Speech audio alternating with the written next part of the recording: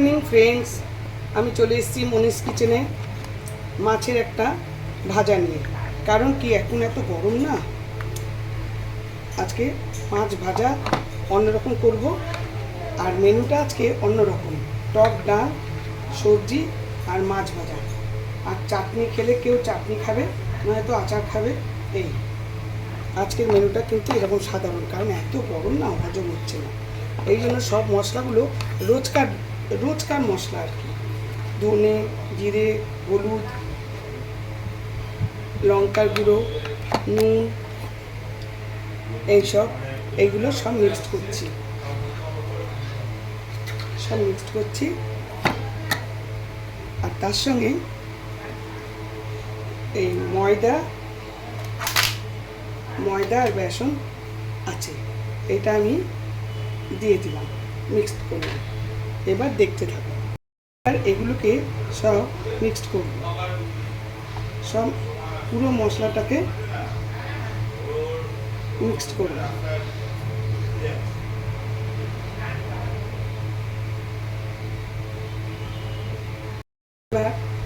এবার একটু অল্প অল্প জল দিয়ে মাখাবো। এটা একসঙ্গে বেশি জল দেবো না, তাহলে বেশি নরম হয়ে যাবে, পাতলা হয়ে যাবে।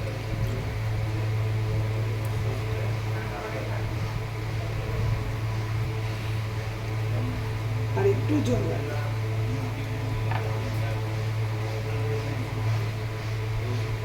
ব্যাস, আর জল লাগবে না। এবার এটাকে ভালো করে মিক্সিং করব। এই মাছটাকে এইভাবে মশলায় কোট করে নিচ্ছি। কোট করে নিয়ে এবারে ব্রেড ক্রাম্বে চুবিয়ে রেখে দেবো। এইভাবে আবার একটা মাছ নেব, দিয়ে মশলায় কোট করব।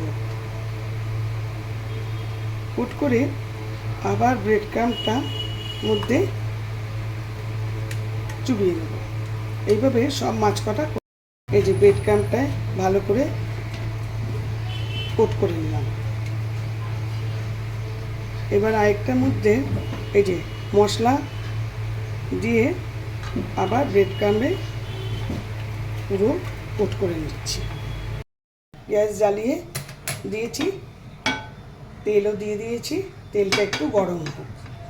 তেল গরম হয়ে গেছে, দিয়ে দেব।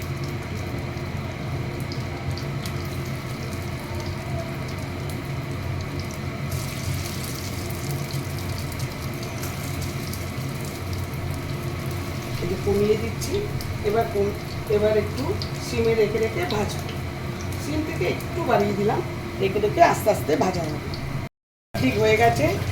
এবার আরেকটা উল্টে দিচ্ছি। দেখো কি সুন্দর হয়েছে, তোমরা কিন্তু অবশ্যই করবে। দারুণ ডাল টক ডালের সঙ্গে খাবে। আজকে আমাদের টক ডাল হবে, বললাম না, টক ডাল হবে। গরমে তো এখন এইসবই খেতে হবে। যা গরম পড়েছে, যত হালকা পাতলে খাওয়া যায় ততই ভালো। চারিদিকে এত আওয়াজ না, আমার কথা শুনতে পাচ্ছ কিনা জানি না। এই উল্টে দিলাম, আর একটু উল্টে দেবো, পরে দেখতে। এবার এই সাইডগুলো এবার ভাজবো। এই যে সাইডগুলো নাহলে না ভাজা হয় না। এই সাইডগুলো ভাজবো। এটা সাইড ভাজার দরকার নেই, কিন্তু এগুলো সাইড ভাজার দরকার আছে। এগুলো আমি দাঁড় করি ভাজবো। এই যে এরম করে এটার দরকার নেই, তাও একটু দিয়ে দিই। এরকম করে ভাজলেই চারদিকটা সমান হবে। এরকম দাঁড় করি ভাজলে খুব সুন্দর সব দিকটা সমান হবে। তোমরা কিন্তু অবশ্যই করবে, ভালো লাগবে না খেতে। এবার এই সাইডটা ভাজা হয়নি, আর একটু ভাজা হোক। এই সব এরমভাবে দাঁড় করিয়ে রাখলাম। বন্ধুরা দেখো, আমার মাছ ভাজা একদম ডান। চারদিকে ঘুরিয়ে যেরমভাবে ভাজলাম, দেখালাম তোমাদেরকে, সেইভাবে ভাজা হয়ে গেছে। চারদিক ভাজা হয়ে গেছে। দাঁড় করে তোমরাও কিন্তু এরমভাবে ধৈর্য সহকারে ভাজবে, তবেই খুব সুন্দর হবে খেতে। রান্না তো একটা আর্ট, আর এটা একটা ভীষণ ধৈর্যের ব্যাপার। আর অবশ্যই এরমভাবে ভাজা খাবে, দারুণ লাগবে। এই যে গ্যাস নিভিয়ে দিলাম, নিভিয়ে দিয়েছি। দেখো বন্ধুরা, মাছ ভাজাটা কি সুন্দর হয়েছে, খুব ভালো হয়েছে। Thank you for watching. আমি শীঘ্রই আসবো আরেকটি ব্লগ নিয়ে।